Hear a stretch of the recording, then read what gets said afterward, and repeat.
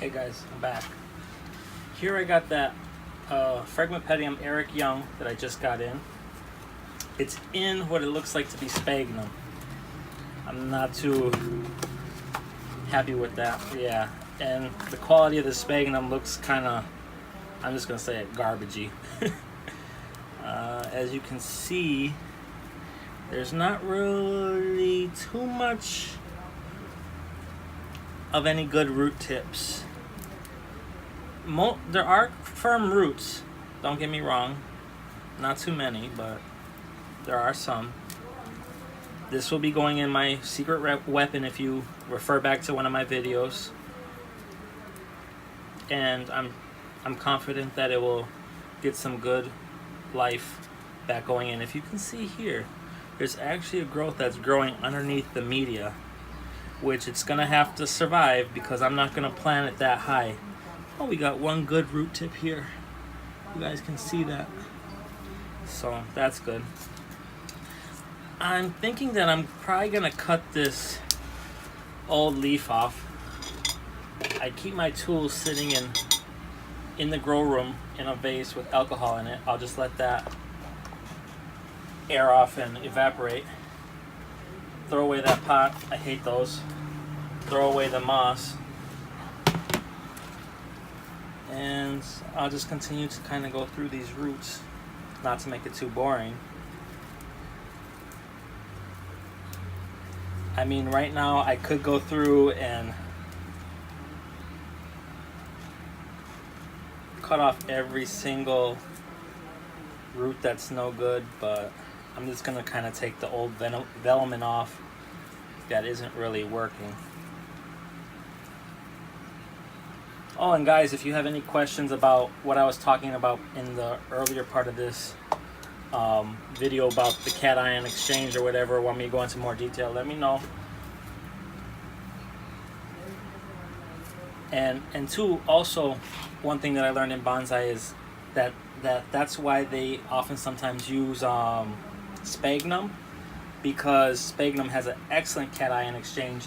So that would be a good reason why we also use it in orchids, but a lot of people don't like the fuss of having to repot annually or sooner, because sphagnum retains so much water, it breaks down so easy. That's one of the downfalls, but it has excellent nutrient holding capacity. So that's one reason why it's good for oncidiums.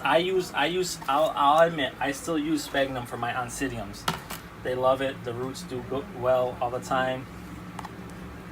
Once again, I've said this in the video before. There you go, Equigenera.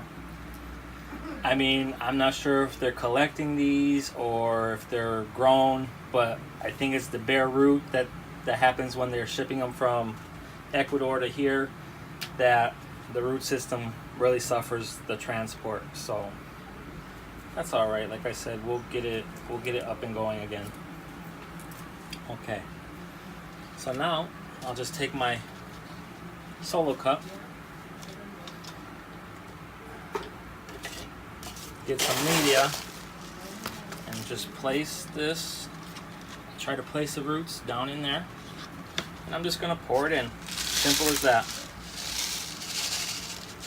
Get the media pretty far up. You want the roots to hit that media, otherwise Pass and Phrags, they won't make it if the roots don't have contact with that media right away.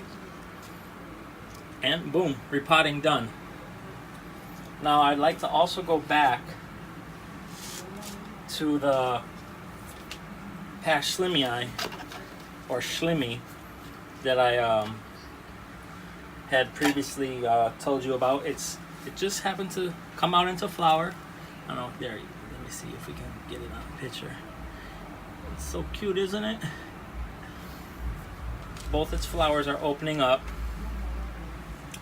And when I first got it, they were closed and the spike really wasn't progressing, but now just in a few days, flowers are opening, leaves are looking okay still, and I have it in the, I'll say, the hydroponic system.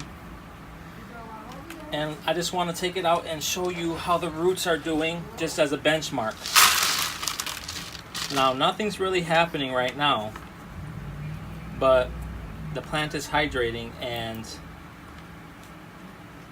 I really should cut the spikes off so that these new growths start to push. But the plant is hydrating, the roots are still how do you say, hard, and that's what we're gonna do. I'll just repot this up real quick.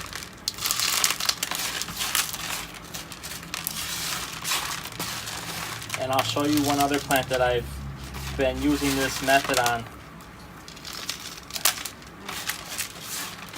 to help encourage it. The other plant is my Phrag Jersey, which is a Bessie cross.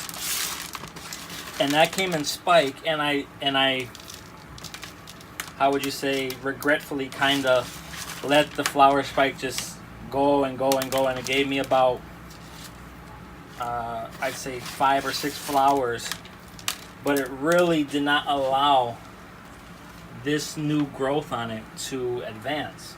But ever since I cut that new growth off, I mean the flower spike off, the new growth has taken off. And let me just show you these lovely roots. And the old roots are still firm, fine, good, but the new roots will be more acclimated to obviously my mixture.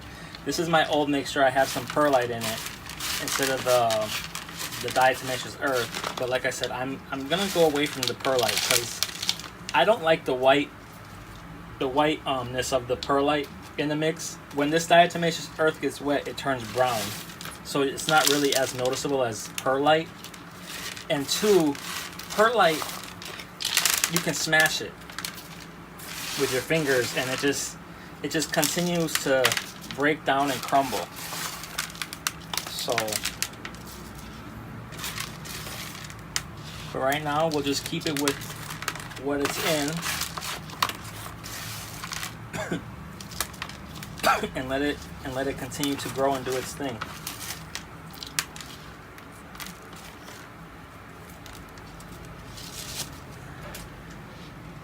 And that's my repotting video of the Phrag.